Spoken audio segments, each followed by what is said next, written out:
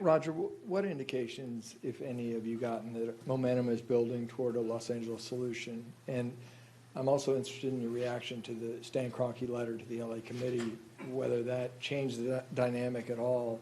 Which letter, Sam? Just so the letter that he sent, Stan sent, saying basically that he was interested in a 50-50, open to a second team coming on a 50-50 basis. You share the cost of the stadium. Yeah, and equity participation. Right. Mm-hmm.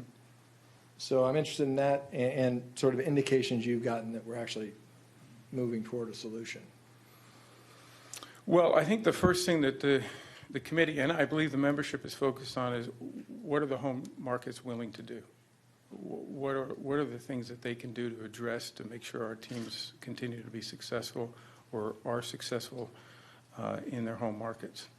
And that has been a big focus of the committee. We still have more work to do on that to make sure we understand fully the certainty of those projects and the viability of those projects in those markets. So that's a core focus. But I also believe that there's been a great deal of work on the solutions in Los Angeles. I think the ownership feels comfortable with those.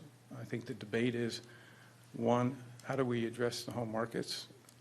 Who's going to meet our relocation policies? And then let's get to making a decision and move forward. Let's try to get back to Los Angeles in a successful way for those teams that do qualify. Yeah, Stan, as you know, Stan, and we've made this very clear for several years now, that we believe the stadiums in Los Angeles, as well as other markets that are large markets, should be capable of hosting two teams. That's a very important imperative for us. Stan has always had an alternative, that they would be a tenant.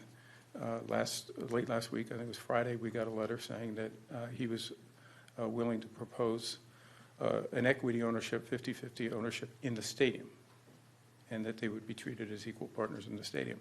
I think that was received well by the membership. That's something that they'll certainly consider. Scott Reed. Roger, what happens if you have a vote and one side doesn't get 24 votes? Steve Tisch suggested it'd be a send out for pizzas kind of thing. You lock them in a room. What happens? Well, that's not unusual for us. So we've had circumstances where it takes a little longer to get a vote, and you need to stay, and you need to drive to that conclusion. I think the membership will do that, and they will do that at the appropriate time. We don't yet have all the information, though, to do that. So I don't think the ownership should be criticized for not coming to a conclusion. We haven't even gotten to the application process. The committee has done an enormous amount of work. They've been very thoughtful. I think the ownership is interested in their recommendation, and when they make a recommendation, I think that'll be influential on them.